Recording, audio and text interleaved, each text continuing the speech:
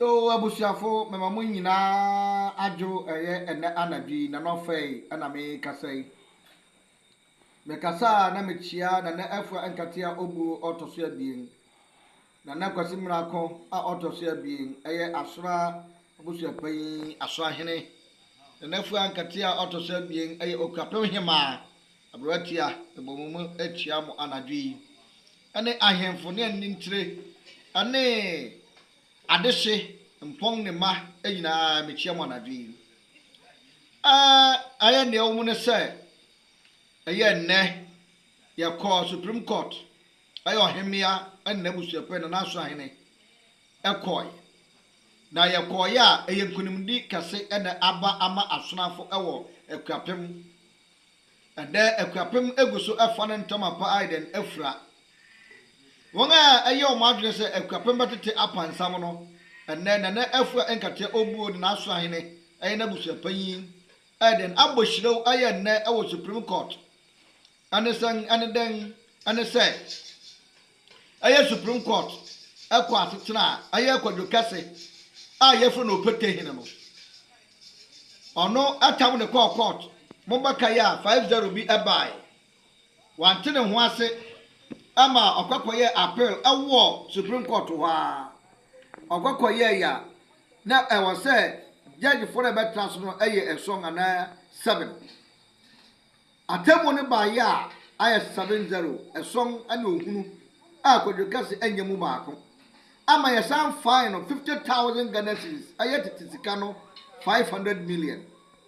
ayo batampa anna busua panyin ane na kwasimrako ane ne hima ayo kapehima ne nafu ankatia obuo otosia bien ade sei wo mo de che no anya no no mu hia na mu akonwa ano mo hwa chikwan enuanum mama yanka yakomanto yeyam na oforagwa aridi hene na nkunimdi anam kwamu ba na mesama kamu biom se on the 5th March na ye contempt or high court okufodia mama yina anka tini nkotodwe mpam ho na ye ntwan na nkunimdi aba na mu nyina munim na esi wokwapemamu eye ne titro ekropon kro ye kropon no mu eye hiraw ni fita ene edi ahim di asaw wo mo so masumdwe emma awokwapemamu ayemfo akodi opatachi amukodi sikew se mo so mo piapia no me de akamenko a me de enkose ya na nkunimdi ye de na ewie na ewie ne paya afi na ohemia ne mpai na trase ona de krofo atrase na fe ye de mra ne mra ato ho na ahehye okwapema amokwapema ababa ye krabebe eti ba mabobo no ana na me kai wo say aye breaking news aye profrimu kase ebo no ane say aye opata ni kwadwo kase ya no bodo won samra ne so nde ye fere na na kwase ku photo se biesa no enne Supreme Court apa no to man say aye the contempt no ejanegina me ya fine de a ene so oni to be bia so bobo no won say oyokapehini ekamenko ana won advice ne be dia tuma ko moma no ye den anya press conference nemum madwe kire opanofa omfa nemum asrafo mpayi asrafo mrante ne maba ane enkwakura ane mrante de mama ye ni ahurisi na nkunim dia den akọ ama eyen no ka se osusu se okopama bese no ense de biarada na be bia no kware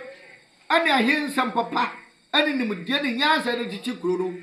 akaka krabi na ya de na edu ho na okapeman abayo okapeman bayo okapeman ena ekomada ho amayen a monim ne si video me ye na wotwa bi etwam ye mama kira mo se aya sode ne na kufu ado ya former president ayeye no eno anenne ade enumguase nkuguo ade makodo kase anu nga botwi edi nachi so mo de mo tiase na no mo pade se okwapma bebode ade na okwapma anya mo na eye kunumdi ane hiro fita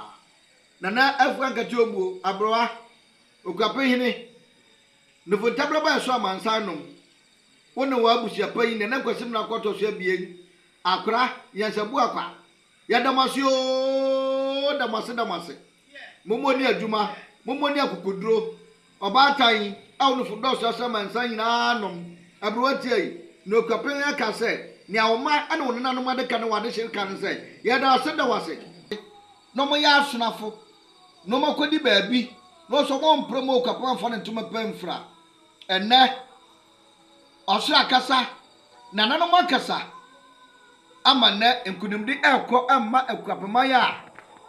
o ne beka ne se ya da asronkonya ase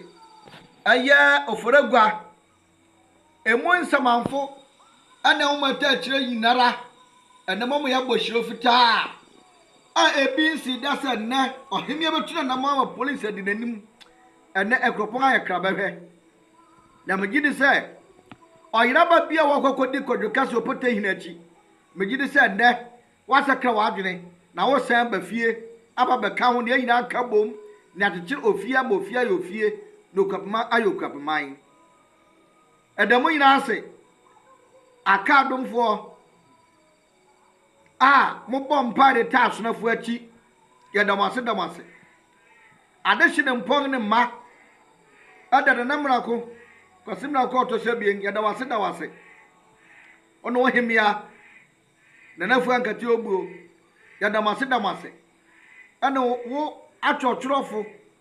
uchochoro ni a aye wo lawyer o ka wo ho lawyer esquire na aye esquire ansasare akwa yedawase nemu mede bonkai bi o se aye bosumi ebesima to so bi se ne da to so anum aye 5th March ya san to aso akọ high court okofodia na ananso ya mompaye ansoro yinche ahoden ene nyansa ne numude efama ya himia anabusuapan na omunko okoden anfa ema oforagwa na megidi se yeba wi adwumade ne nyina no na okapman nkabom mapa ana ayiraba ayira nyinara omu nyina asa bebeka ye ho ne abose abohyirew adechiro okapman abrowati anu wabusuapan adamase o asrafo damase oforagwa dawase nananam nsabafo dawase esuaso nyina dawase ewo abotre wunyansa awon wabusuapan mu gita eyenhira ema enkyirema nyina mo wa bye.